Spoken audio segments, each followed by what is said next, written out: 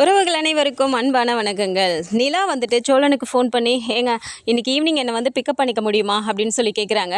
So கூட வந்துட்டு காரில் ஒரு கஸ்டமர் கிட்ட தேவையில்லாமல் அந்த கடலை போட்டுட்ருக்கு அந்த மாதிரியான வேலையெல்லாம் செஞ்சுட்டு இருக்கும்போது சோழனுக்கு இந்த மாதிரி ஒரு ஃபோன் வரும்போது ஒய்ஃப் அப்படின்னு சொல்லாமல், சரிங்க சொல்லுங்கள் கண்டிப்பாக வந்துடுறேங்க அப்படிலாம் சொல்லிடுறாரு. ஸோ சாயந்தர நேரத்தில் வந்துட்டு அதே மாதிரி அங்கேருந்து கிளம்பியும் போயிடுறாரு. அங்கே போய் ரொம்ப நேரமாக வெளியில் நின்றுட்டே இருக்கும்போது, என்ன இவ்வளோ நேரம் ஆயிடுச்சு இன்னும் காணாமோ அப்படின்னு சொல்லிட்டு பார்த்துட்டே இருக்கும்போது, நம்ம தான் சீக்கிரமாக வந்துட்டோமோ, ஆனால் இவ கூப்பிட்டா மட்டும் என்ன வேலை இருந்தாலும் போட்டுட்டு வந்துடுறியடா சோழா அப்படின்னு சொல்லிட்டு அவர் பாட்டுக்கு பேசிக்கிட்டே நிற்கிறாரு. கரெக்டாக நிலாவும் வந்துடுறாங்க. வந்துட்டு சோழன் சோழன் 2 வாட்டி கூப்பிடும்போதுமே அவர் பாட்டுக்கு அப்படியே கனவு கண்டுட்டு நிற்கும்போது, சோழன் அப்படின்னு வேகமாக அடிக்கும்போது, வந்துட்டீங்களாங்க, சாரிங்க சாரிங்க அப்படிங்கிறாரு. என்ன சாரிங்க, பகலில் என்ன கனவு கண்டுட்டு நிற்கிறீங்க அப்படின்னு சொல்லும்போது, ஒன்றும் இல்லைங்க, பகல் கனவு பழிக்கும்னு சொல்லுவாங்க, அது நடந்தால் நல்லா தான் இருக்கும் அப்படிங்கிறாங்க. அப்படி என்ன கனவு கண்டீங்க அப்படின்னு சொல்லி கேட்கும்போது, ஒன்றும் இல்லைங்க, அது பழிச்சுதுன்னா நானே சொல்கிறேன் நடக்கும்போது அப்படின்னு சொல்லிடுறாரு. உடனே என்னங்க கிளம்பலாமா அப்படின்னு சொல்லும்போது, இல்லைங்க உங்ககிட்ட ஒரு முக்கியமான விஷயம் பேசணுன்னு தான் உங்களை வர சொன்னேன் அப்படின்னு சொல்கிறாங்க. முக்கியமான விஷயமா, என்ன விஷயமா இருக்கும் அப்படின்னு சொல்லிட்டு அவர் யோசிக்கிறாரு. அப்போ வந்து நிலா வந்து முகத்தில் ஒரு மாதிரி வெக்கமெல்லாம் கட்டும்போது, என்னடா சோழா உன் பொண்டாட்டி வெக்கமெல்லாம் படுறாளே, இதுதான் வெக்கப்படுறதா, ஆஹா என்னமோ சொல்ல போகிறா, அது சரி பல்லவங்கிட்ட உன் அண்ணியா நான் உன்கிட்ட உரிமை எடுக்கக்கூடாதாங்கிறா, வீட்டில் வந்துட்டு என் பொண்டாட்டியாகவே மாறிட்டா, அப்போ கண்டிப்பாக என்னை பிடிச்சிதான் ஏதோ சொல்ல போகிறா அப்படின்னு சொல்லிட்டு அவர் ரொம்பவும் ஒரு மாதிரி பார்த்துட்ருக்காரு. ஸோ இப்படி காரில் அவருங்க உட்காந்துருக்கும் போதே பார்த்தா கரெக்டாக ராகவ் அங்கேருந்து வராரு. ஆஃபீஸ் முடிஞ்சு எல்லாருமே கிளம்பி வெளியே வரும்போது நிலா வந்துட்டு சோழன் கூட காரில் உட்காந்துட்டு இருக்கதை அவர் அங்கேருந்து பார்த்துடுறாரு. ஏற்கனவே ஒரு வாட்டி வந்துட்டு நான் உங்களை ட்ராப் பண்ணுறேன் அப்படின்னு சொல்லும் போதுமே, காஃபி சாப்பிட்டு அப்படியே நான் உங்களை ட்ராப் பண்ணிடுறேன் அப்படின்னு கேட்கும் போதுமே நிலா ஒத்திட்டு இருந்திருக்க மாட்டாங்க. இந்த வாட்டியும் வந்து பார்த்தா கரெக்டாக சோழன் கூட காரில் அவங்க உட்காந்துட்டு இருக்கும்போது அதை அப்படியே நின்று பார்க்குறாரு. என்ன எப்போ பாரு இவங்க கூடவே போயிட்டுருக்காங்களே நிலா அப்படிங்கிற மாதிரி அவர் ஒரு மாதிரி கோபத்தில் பார்த்துட்டே நிற்கிறாரு. ஸோ அந்த டைமில் வந்துட்டு உள்ளே இவங்க போயிட்டுருக்க கான்வர்சேஷன் என்னென்னா, அவள் வெக்கம்லாம் படுறா, ஏதோ சொல்ல தான் போகிறா அப்படின்ட்டு, சொல்லுங்கள் ஏதோ ஒன்று சொல்லணும்னு சொன்னீங்களே சொல்லுங்க அப்படின்னு சொல்லி கேட்குறாரு. அது வந்துட்டு அப்படிங்கும்போது, ஐயோ நீங்கள் இழுக்கிறத பார்த்தாலே ரொம்ப ஆர்வமாக இருக்குங்க, டக்குன்னு சொல்லுங்க அப்படின்னு சொல்லும்போது, டக்குன்னு வந்துட்டு நிலா கண்ணா பின்னா அடிக்க ஆரம்பிச்சிடுறாங்க. ஐயோ என்னங்க இப்படி அடிக்கிறீங்க, ஏங்க நிறுத்துங்க, ஏங்க படிக்கிறீங்க, அடிக்கிறதுக்கு தான் என்ன வர சொன்னீங்களா அப்படின்னு சொல்லிட்டு கேட்குறாரு. பின்ன என்ன நீ திருந்தவே மாட்டியா அப்படின்னு சொல்லி கேட்குறாங்க. என்னது திருந்த மாட்டியாவா, என்னங்க மரியாதையே இல்லாமல் பேசிகிட்டு இருக்கீங்க அப்படின்னு சொல்லி கேட்குறாங்க. பின்ன உனக்குலாம் என்ன மரியாதை வேண்டி கிடக்கு, ஃபோனில் நான் லைனில் இருக்கேன்னு கூட தெரியாமல் ஃபோனை கட் பண்ணாமல் காரில் அந்த பொண்ணு கூட நீ கடலை போட்டுட்ருக்கியா அப்படின்னு சொல்லி கேட்குறாங்க. அடடா மண்டையில் இருக்க கொண்டையை மறந்துட்டேடா சோழா, இப்படி இப்போ லைன்லேயே வச்சுட்டா நீ அந்த பொண்ணு கூட பேசிக்கிட்டு இருந்த அப்படிங்கிற மாதிரி பேசுகிறாங்க. உடனே உங்ககிட்ட தான் பேசிகிட்டு இருக்கேன் அப்படிங்கும்போது, சொல்லுங்கள் அப்படிங்கிறாங்க. என்ன சொல்லுங்கள், என்ன பண்ணிகிட்ருக்கீங்க, நீங்களும் திருந்தவே மாட்டிங்களா, காரில் ஒரு பொண்ணு வந்துடக்கூடாதே உடனே அப்படியே கடலை போட ஆரம்பிச்சிருவீங்களா, அது என்ன கல்யாணத்தை பற்றி பேசிகிட்டு இருந்தேன்னு சொல்லி பேசிகிட்டு இருக்கீங்க, வீட்டில் நான் ஒரு இருக்கேங்கிறதே மறந்துருச்சா அப்படின்னு சொல்லிட்டு அவங்க பாட்டுக்கு பயங்கரமாக அடிக்க ஆரம்பிச்சிடுறாங்க. ஸோ அந்த இடத்துல வந்து அடித்தாலும் என்ன இப்படி அடிக்கிறா அப்படின்னு சொல்லி அவங்களுக்கு தோணினாலும், அது சரி அவங்களுக்கு ஏதோ ஒரு பொசசிவ் இருக்குது அப்படிங்கிற மாதிரி அவர் சிரிச்சுக்கிட்டே சாரிங்க சாரிங்க சாரிங்க சாரிங்க அப்படின்னு சொல்லிட்டு இருக்காரு. ஸோ காரில் இந்த மாதிரி அவங்க அடிச்சுக்கிட்டு இந்த அதெல்லாம் பண்ணிட்டு இருக்கதை பார்க்கும்போது ராகவுக்கு அங்கேருந்து பார்க்கும்போது ஒரு மாதிரி இருக்கு. என்ன இவங்களோட ரிலேஷன்ஷிப்பாக இருக்கும், எதுக்காக இப்படிலாம் அடிச்சுலாம் கூட விளையாடிக்குவாங்களா என்ன மாதிரின்னு எனக்கு புரியலையே, ஆனாலும் இப்படிலாம் நடந்துக்கிறது அவருக்கு ரொம்பவுமே கோவம் வருது. இதெல்லாம் நினச்சிக்கிட்டே வந்துட்டு அவங்க அங்கேருந்து கிளம்பி போயிடுறாங்க. இவரும் அங்கேருந்து கிளம்பி வீட்டுக்கு போகலாம் அப்படின்னு சொல்லிட்டு இந்த யோசனையிலே வந்துட்டு ரொம்பவும் மைண்ட் அப்செட் ஆகி அவர் போய்கிட்டே இருக்காரு. ஸோ போயிட்டு இருக்கும்போது பார்த்தா ஆப்போசிட்டில் நடேசன் அப்பாவை பார்த்துறாரு. அவர் சைக்கிளில் வந்துட்டு இருக்கும்போது டக்குன்னு இவருக்கு கிளிக் ஆகுது, இவர் வந்துட்டு நிலா வீட்டில் இருந்தவர் தானே அப்படின்னு சொல்லிட்டு டக்குன்னு காரை நிப்பாட்டிட்டு இறங்கி வேக வேகமாக ஓடுறாரு. சார் நில்லுங்களேன் ஒரு நிமிஷம் சார் சார்னு சொல்லிட்டு பின்னாடியே போகும்போது டக்குன்னு அவர் சைக்கிளை நிப்பாட்டிட்டாரு. நின்றுட்டு என்னவா அப்படின்னு சொல்கிறாங்க. ஆமாம் சார் என்ன ஞாபகம் இருக்குங்களா அப்படின்னு சொல்லி கேட்குறாங்க. ஆமாப்பா நீ நிலா ஆஃபீஸில் வேலை செய்கிற பையன் தானே அப்படிங்கிறாங்க. நான் வேலை செய்கிற பையன் இல்லை, நான் தான் எம்டி அப்படிங்கிறாங்க. சாரி தெரியாமல் சொல்லிட்டேன், சொல்லுப்பா நீ தான் வீட்டுக்கெலாம் வந்திருந்தியே எனக்கு ஞாபகம் இருக்குது அப்படிங்கிறாரு. சரி நல்லா இருக்கீங்களா அப்படிங்கிறாங்க. நான் இதை கேட்கவாப்பா என்ன சைக்கிளை நிப்பாட்டினேன் அப்படிங்கிறாங்க. இல்லை உங்ககிட்ட ஒரு முக்கியமான விஷயம் பேசணும் அப்படிங்கிறாங்க. என்னப்பா என்கிட்ட முக்கியமான விஷயம் பேசுகிறதுக்கு உன்கிட்ட என்ன இருக்குது அப்படின்னு சொல்லி கேட்குறாரு. இல்லை நான் கேட்குறதுக்கு மட்டும் கொஞ்சம் பதில் சொல்லுங்களேன் ப்ளீஸ் அப்படிங்கிறாங்க. அப்படி என்ன கேட்க போகிற கேளு அப்படிங்கிறாரு.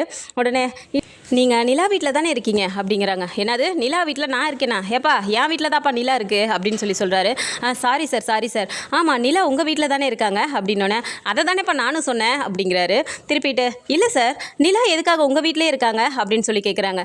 நிலா எதுக்கு எங்கள் வீட்டிலே இருக்கா, ஏப்பா நீ படித்த பையன் தானே அப்படின்னு சொல்லி எடுத்தோன்னே கேட்குறாரு. என்ன சார் இப்படி கேட்குறீங்க அப்படின்னோடனே, பின்ன என்னப்பா நிலா எதுக்கு எங்கள் வீட்டில் இருக்குன்னா அப்புறம் வேறு எங்கே போயிருக்கோம் அப்படின்னு சொல்லி கேட்குறாரு. இல்லை சார், அவங்க சென்னைக்கு ஜாப் தேடி வந்தேன், என்னோட கசின் வீட்டில் இருக்கேன்னு தான் அவங்க சொன்னாங்க. ஆனால் உங்கள் வீட்டிலே ரொம்ப நாளாக இருந்துட்டு இருக்காங்களே, அவங்களுக்கு தான் ஜாப்லாம் கிடச்சிருச்சு, வேறு எங்கேயும் பார்த்துட்டு அவங்க போகலையா அப்படின்னு சொன்னோன்னே, ஏன் நிலா எங்கள் வீட்டில் இருக்கிறதுனால உனக்கு என்ன பிரச்சனை அப்படின்னு சொல்லி கேட்குறாரு. இல்லை சார், சும்மா தான் தெரிஞ்சுக்கலானே அப்படின்னோடனே, ஏப்பா நீ படிச்சிருக்கேன்னு சொல்லி இப்படி முட்டாள்தனமான ஒரு கேள்வியை வந்து அது என்கிட்டே கேட்குற பற்றியா நீ அப்படின்னு சொல்லி கேட்குறாரு. இல்லை சார் ப்ளீஸ் எனக்கு கொஞ்சம் பதில் சொல்லுங்களேன் அப்படின்னோடனே, ஏப்பா எல்லா பொண்ணுங்களும் காலங்காலமாக கல்யாணம் பண்ணால் அவள் புருஷ வீட்டில் தானேப்பா இருப்பாங்க, அதை தானே நிலாவும் பண்ணிக்கிட்டு இருக்கா அப்படிங்கிறாங்க. கல்யாணம் பண்ணிவிட்டு புருஷன் வீட்லையா, நீங்கள் என்ன சொல்கிறீங்க எனக்கு புரியல அப்படின்னோடனே, என்ன இதுக்கு மேலே இன்னும் நான் உனக்கு என்ன தெளிவாக சொல்லணும், என் மருமகப்பாவ அப்படிங்கிறாங்க. உங்கள் மருமகளா, நான் உங்கள் வீட்டுக்கு வந்தேன்ல, அப்போது கசின்னு தானே எல்லாத்தையும் அவங்க சொன்னாங்க அப்படின்னோடனே, கசின்னு சொன்னாலா என்னமோ சொன்னாலா எனக்கு தெரியாதுப்பா, என்னோட 2வது பையன் சோளம் இருக்கான்ல கார்லாம் ஓட்டுவானே அவனோட பொண்டாட்டி தான் நிலா, ஏன் இது உனக்கு தெரியாதா அப்படின்னு சொல்லி கேட்குறாரு. சோழனோட ஒய்ஃபா நிலா அப்படின்னு சொல்லி கேட்குறாங்க. அட என்னப்பா இதையே திரும்ப திரும்ப கேட்டுட்டு இருக்க, நீ எத்தனை வாட்டி கேட்டாலும் சோழனோட ஒய்ஃப் தான்ப்பா நிலா, ஆனால் என்ன ஒன்று, இன்னும் என் பெரிய பையனுக்கு தான் கல்யாணம் ஆகலை, அதுங்களே இவங்க 2 பேரும் காதல் கல்யாணம் பண்ணிட்டு வந்துட்டாங்க, வேற என்ன பண்ண முடியும், அதனால சரின்னு நானும் வீட்டில் சேர்த்துக்கிட்டேன். ஆனால் ஒன்றுப்பா, அந்த பொண்ணு ரொம்ப தங்கமான பொண்ணு, அந்த பொண்ணு எங்கள் வீட்டுக்கு வந்ததுக்கப்புறம் எங்கள் வீடே அவ்வளோ சந்தோஷமாக மாறிடுச்சுன்னா பார்த்துக்கோயேன் அப்படின்னு சொல்லிட்டு இவர் ரொம்பவும் கேஷுவலாக சொல்கிறாரு. சரிப்பா இதெல்லாம் எதுக்கு நீ கேட்டுட்டு இருக்க அப்படின்னு சொல்லி கேட்குறாங்க. இல்லை ஒன்றும் இல்லை அங்கிள், சும்மா தான் கேட்டேன், இங்கே பக்கத்தில் ஒரு அப்பார்ட்மெண்ட்டில் ஒரு ஃப்ளாட்டு ஃப்ரீயாக இருக்கா, அதான் சரி நிலாவுக்கு எதுவும் அது சரியாகுமான்னு பார்த்தேன் அப்படின்னோடனே, நீ என்னப்பா குடும்பத்தை பிரித்து விட்ருவா போல இருக்கு, நிலா எங்கள் வீட்டுக்கு வந்ததுக்கப்புறம் தான் சந்தோஷமே இருக்குன்னு சொல்லிட்டு இருக்கேன், நீ என்னடானா தனி கொடுத்தன போக சொல்லிடுவா போல, அதெல்லாம் நடக்காது, நிலா எங்கள் வீட்டில் தான் இருக்கும், சோழனும் நிலாவும் எங்கேயும் போக மாட்டாங்க அப்படின்னு சொல்லிட்டு, இதை கேட்கறதுக்கு தான் என்ன நிற்க சொன்னியா, எனக்கு ஏகப்பட்ட வேலை இருக்குது, நான் போகட்டுமா அப்படின்னு சொல்லி கேட்குறாரு. உடனே சரிங்க சார் தேங்க்யூ அப்படின்னு சொல்லிட்டு இவர் வந்து இப்போ காரில் ஏறிடுறாரு. இங்கே வந்தால் இவருக்கு பயங்கர குழப்பமாக இருக்குது. நிலா கல்யாணம் ஆனவங்களா, எதுக்காக நம்மக்கிட்ட அன்மேரிட்னு சொல்லி வேலைக்கு சேர்ந்தாங்க, அப்போது சோழன் வந்து அவங்களோட ஹஸ்பண்ட் தானா அப்படிங்கிற மாதிரி இவருக்கு அந்த உண்மையும் தெரிய வந்ததையும் தாண்டி அவருக்கு ஒரு அதிர்ச்சியாகவே இருக்குது. மறுநாள் வந்து ஆஃபீஸ்க்கு எப்பவும் போல் நிலா கிளம்பி வந்துடுறாங்க. வந்தோடனே ஹாய் ராகவ் குட் மார்னிங் அப்படின்னு சொல்லும்போது அப்படியே ராகவ் பார்த்துட்டு ஒரு மாதிரி கோவமாக நிற்கிறாரு. ராகவ் உங்களை தான் குட் மார்னிங் அப்படிங்கிறாங்க. குட் மார்னிங் அப்படின்னு சொல்லிட்டு போயிடுறாரு. திரும்ப அந்த இப்போ வந்திருக்க அந்த ப்ராஜெக்ட் அவங்க பண்ணிட்டு இருக்கதை வந்துட்டு அவங்க அன்னைக்கு ப்ராஜெக்டை நல்லா தான் பண்ணிவிட்டு அவங்க போய் காட்டுறாங்க. அதையுமே பார்த்துட்டு நிறைய அதில் வந்துட்டு தப்புங்கிற மாதிரி அவர் ஒரு மாதிரி கடுப்பாகவே பேசுகிறாரு. இதெல்லாமே நிலாவுக்கு ரொம்பவுமே ஹர்ட் ஆகுது. இப்படியெல்லாம் ராகவ் நடந்துக்கவே மாட்டார், நம்ம கரெக்டாக தானே பண்ணியிருக்கோம் அப்படின்னு சொல்லிட்டு அவங்க வந்து உட்காந்து புலம்பிகிட்டு இருக்காங்க. அந்த டைம் பார்த்துட்டு திவ்யா பக்கத்தில் இருந்துட்டு, என்னாச்சு நிலா, ஏன் நானும் காலையிலேருந்து பார்த்துட்ருக்கேன், ராகவ் உங்ககிட்ட கடுப்பாகவே பேசிகிட்டு இருக்காரு, எப்போவும் உங்ககிட்ட அவர் அப்படி ரியாக்ட் பண்ண மாட்டாரே அப்படிங்கிறாங்க.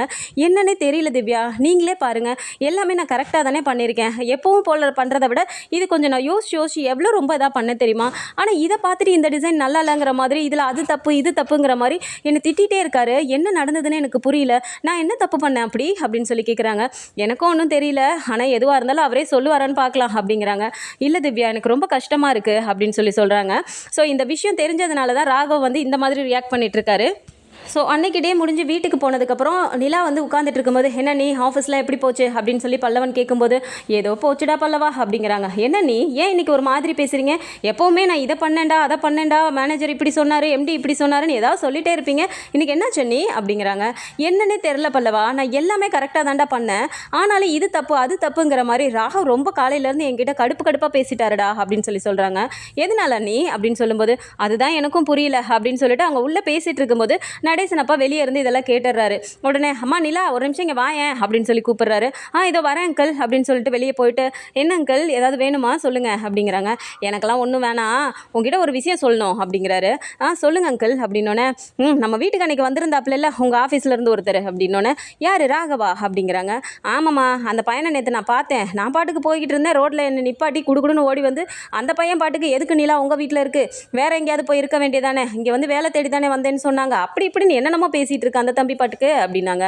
அப்படி அங்கிள் நீங்கள் என்ன சொன்னீங்க அப்படின்னு கேட்கும்போது, நான் என்ன சொல்ல முடியும், அவன் பாட்டுக்கு உடனே வேறு வீட்டுக்கு வந்து இப்போ இருக்கணும்னு சொல்லிட்டு குடும்பத்தை பிரிக்கிற மாதிரி பேசிகிட்டு இருக்காமா, நான் பட்டுன்னு சொல்லிட்டேன், அவன் வந்துட்டு என் பையனோட பொண்டாட்டி, அவன் என் வீட்டுக்கு வந்ததுக்கப்புறம் தான் என் வீடே வேறு மாதிரி இருக்குது, இப்போ தான் நாங்கள் வந்துட்டு நல்லாவே சந்தோஷமாக இருக்கோம், நீ வந்து என்ன என் குடும்பத்தை பிரிக்கிற மாதிரி பேசிகிட்டு இருக்க, அதெல்லாம் நிலா எங்கேயும் வரமாட்டா சோழனே நிலாவே நீ பிரிக்க பார்க்குறியான்னு சொல்லிட்டு அவனை நல்லா கேட்டு விட்டுட்டு தான் வந்தேன் அப்படின்னு சொல்கிறாரு. அப்போவே நிலாவுக்கு ஒரு மாதிரி ஆகுது. என்ன அங்கிள் நீங்கள் பண்ணியிருக்கீங்க அப்படின்னு சொல்லும்போது, இதில் என்னம்மா தப்பு இருக்குது, நீ என் மருமக தானே, நீ எதுக்கு வேறு வீட்டுக்கு போகணும், அவன் வந்து யார், உன் கம்பெனியில் அவன் வந்து இருக்கான்னா அதுக்காக அவன் வந்து வீட்டில் கூட இருக்கக்கூடாதுன்ற மாதிரி அவன் சொல்லுவானா, எனக்கு என்னமோ அதெல்லாம் பிடிக்கல, அவன் நடவடிக்கையே ஒன்றும் சரியில்லாத மாதிரி இருக்குது, ஒழுங்காக அந்த வேலை பிடிக்கலன்னா நீ பாட்டுக்கு நின்றுமா, அவன் யார் உன்னை திட்டுறதுக்கு அப்படிங்கிற மாதிரி அவரும் பேசுகிறாரு. இது எல்லாமே நிலாவுக்கு புரிய வருது. அப்போ உண்மை தெரிஞ்சுதான் ராகவ் வந்து நம்ம கிட்ட இப்படி ரியாக்ட் பண்ணார் போல இருக்குது அப்படின்னு சொல்லிட்டு. ஸோ இதை பற்றின கதைக்கெல்லாம் வந்ததுன்னா நல்லா இருக்கும்னு நினச்சிங்கன்னா மறக்காம நம்மளோட சேனலை சப்ஸ்கிரைப் பண்ணிக்கோங்க. வீடியோ பிடிச்சிருக்கு அப்படின்னா சின்னதை லைக்கை மட்டும் கொடுத்துருங்க. தேங்க்ஸ் ஃபார் வாட்சிங்.